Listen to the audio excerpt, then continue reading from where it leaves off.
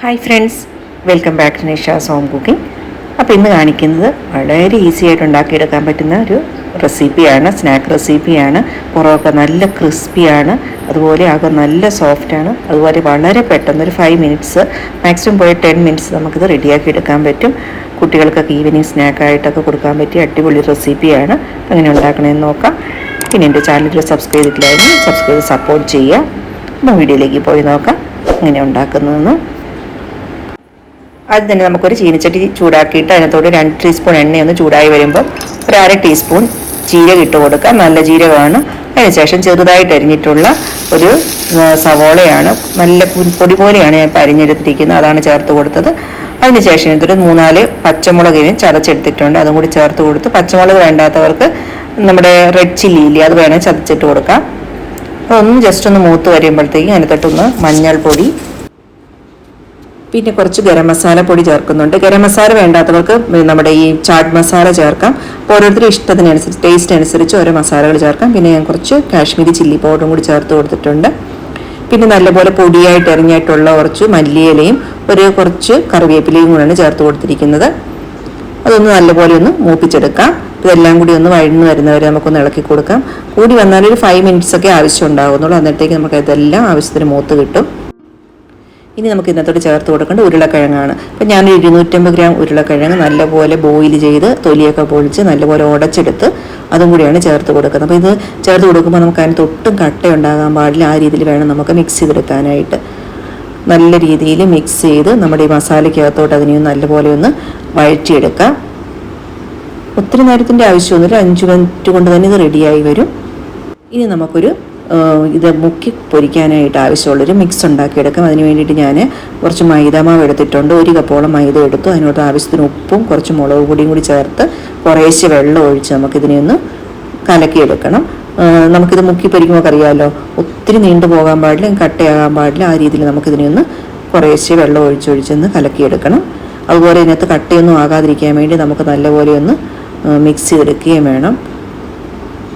അപ്പോൾ അത് ആവശ്യത്തിന് കറക്റ്റായിട്ടുള്ളൊരു ഭാഗത്തിൽ നമ്മൾ മിക്സൊക്കെ ആയിട്ടൊക്കെ എടുത്തിട്ടുണ്ട്. അപ്പോൾ ഞാനിത് മുക്കി പൊരിക്കേണ്ടതുകൊണ്ട് ചെറിയൊരു ബൗളിലോട്ട് മാറ്റിയിട്ടുണ്ട്. ഇനി ഞാൻ എടുത്തിരിക്കുന്ന ഒരു ബ്രെഡാണ്. ഒരു ബ്രെഡ് പീസ് എടുത്തിട്ട് അതിൻ്റെ പുറത്തോട്ടൊരു ചീസ് വെച്ചു. അപ്പോൾ ചീസ് വേണ്ടാത്തവർക്ക് അത് വെക്കണമെന്നില്ല, നമ്മുടെ ഈ മിക്സ് മാത്രം അതിൻ്റെ പുറത്തോട്ട് ഇങ്ങനെ വെച്ച് കൊടുത്താലും മതി. ഇനി ഇത് പനീർ ചേർക്കാൻ ഇഷ്ടമുള്ളവർക്ക് പനീർ ചേർക്കാം, അത് നല്ല ടേസ്റ്റാണ്. അപ്പോൾ നമ്മളിതുപോലെ നല്ല രീതിയിൽ ഇതിൻ്റെ പുറത്തൊന്ന് തേച്ച് പിടിപ്പിക്കുവാണ്, കണ്ടോ. അതുകൊണ്ടാണ് നമ്മൾ നേരത്തെ പറഞ്ഞ പൊട്ടറ്റോയുടെ മിക്സ് ഉണ്ടാകുമ്പോൾ അതിനകത്ത് ഒട്ടും തന്നെ കട്ട ഉണ്ടാകരുത്, നല്ല രീതിയിൽ ഇതിനെ കുഴച്ചെടുക്കണമെന്ന് പറഞ്ഞത്. അപ്പോൾ നമുക്ക് ഇതുപോലെ എന്നിട്ട് മിക്സ് അതിൻ്റെ ബ്രെഡിൻ്റെ പുറത്തോട്ട് നമ്മൾ ഇതുപോലെ തേച്ച് പിടിപ്പിച്ച് വെച്ചിട്ടുണ്ട്.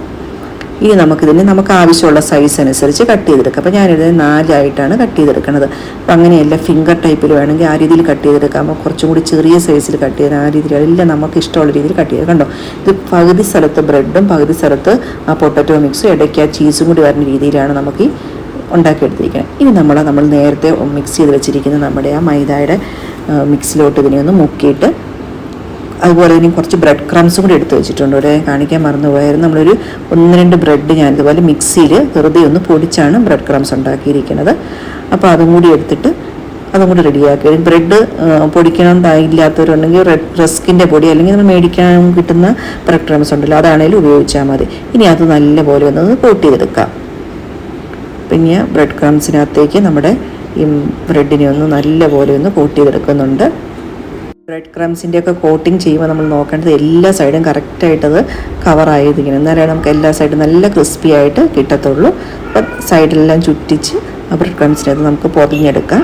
ഇത് കണ്ട് ഇതുപോലെ നല്ല രീതിയിൽ കോട്ടാക്കി വന്നിട്ടുണ്ട്. ഞാനിപ്പോൾ ഫ്രൈ ചെയ്യാനായിട്ട് ചീനിച്ചട്ടിക്കകത്തേക്ക് കുറച്ച് ഓയിൽ ഒഴിച്ചിട്ടുണ്ട്. ഞാനിപ്പോൾ സൺഫ്ലവർ ഓയിലാണ് ഒഴിച്ചിരിക്കുന്നത്. വെളിച്ചെണ്ണയ്ക്ക് പകരം എനിക്ക് തോന്നുന്നത് സൺഫ്ലവർ ഓയിൽ ഒഴിക്കുന്നതായിരിക്കും കുറച്ചും കൂടി നല്ലത് ഈ ഒരു റെസിപ്പിയിൽ. അപ്പോൾ ഞാനത് ഒഴിച്ചിട്ട് ഇതുപോലെ അതിനകത്തോട്ട് മുങ്ങിക്കിടക്കുന്ന രീതിയിൽ കുറച്ച് കൂടുതൽ ഓയിൽ ഒഴിച്ചിട്ടുണ്ടായിരുന്നു.